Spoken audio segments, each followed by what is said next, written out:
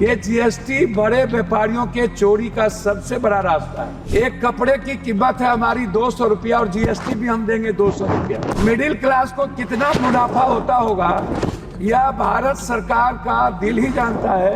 ये आपको बताना चाहिए कि बिहार को 5% बजट आपने इस बार कम किया है, वो किस आधार पर किया है? 400 रुपया कब तक आप पेंशन देंगे? कब तक? ये जो पेंशन जितना दे रहे, क्या कभी आम आदमी का वृद्धावस्था पेंशन या और भी पेंशन, इसको क्या 2000 रुपया या 1000 रुपया बढ़ाने की आपकी कोई योजना है या नहीं? प्राइवेट अस्पताल वाला 20 लाख 40 लाख का बिल बना देता है, 7 लाख 8 लाख का बिल बनाता है। आप सोचिएगा मिडिल क्लास और गरीबी रेखा, क्या आयुष्मान भारत पे आप? नोटबंदी जो भारत की सबसे प्रधानमंत्री का स्वर्णिम निर्णय था, उस नोटबंदी के बाद आपने काला धन के बारे में भी जानकारी नहीं दी, कितना पैसे आए उसकी भी जानकारी नहीं दी। जाली नोट में 10 लाख करोड़ से ऊपर के लगभग कितने जाली नोट मनी का बैंक से गैपिंग है उसकी भी जानकारी नहीं दी। कितने पैसे आपने अकाउंट में दिए लोगों को, 15 लाख रुपया आपने, उसकी भी जानकारी नहीं दी। तो हम तो पहले आपसे नोटबंदी, जीएसटी के बारे में हम सिर्फ इतना कहेंगे, ये जीएसटी बड़े व्यापारियों के चोरी का सबसे बड़ा रास्ता है और मिडिल क्लास व्यापारियों का हिंदुस्तान में एक कपड़े की कीमत है हमारी 200 रुपया और जीएसटी भी हम देंगे 200 रुपया। मिडिल क्लास को कितना मुनाफा होता होगा यह भारत सरकार का दिल ही जानता है। हम इस पर कुछ और नहीं कहेंगे। हमारा दूसरा चीज है, मंत्री जी, भ्रष्टाचार पर कुछ आप अलॉट करिए पैसे को, इसको खत्म करने के लिए माननीय इस पर एक अलग बजट। पप्पू यादव जी आप चेयर को एड्रेस यह सबसे बड़ा, प्लीज काइंडली एड्रेस, यह सबसे बड़ा इंपॉर्टेंट है। दूसरा चीज, बिहार को 5% जीएसटी इस बार आपने कम क्यों किया? ये आपको बताना चाहिए कि बिहार को 5% बजट आपने इस बार कम किया है, वो किस आधार पर किया है? दूसरी चीज, झारखंड का लगभग 1,36,000 करोड़ रुपया आपने जीएसटी का आप रोक रखा है, आपको ये भी बताना चाहिए।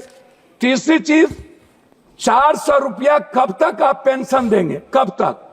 ये जो पेंशन जितना दे रहे, क्या कभी आम आदमी का वृद्धावस्था पेंशन या और भी पेंशन, इसको क्या 2000 रुपया या 1000 रुपया बढ़ाने की आपकी कोई योजना है या नहीं?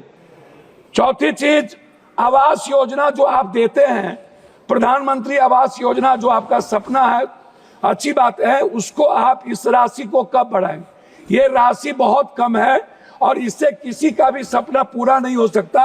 ये राशि गमन हो जाता है। ओडीएफ जो शौचालय की व्यवस्था है, इसमें भी राशि बिल्कुल कम है, इसमें भी बढ़ाने की जरूरत है।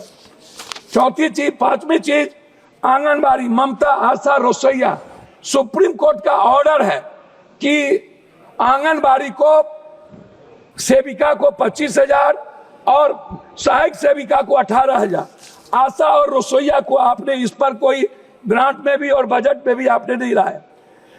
आप कहते हैं आयुष्मान भारत, आप जो पैसा देते हैं उसमें क्या होता है, प्राइवेट अस्पताल वाला 20 लाख 40 लाख का बिल बना देता है, 7 लाख 8 लाख का बिल बनाता है।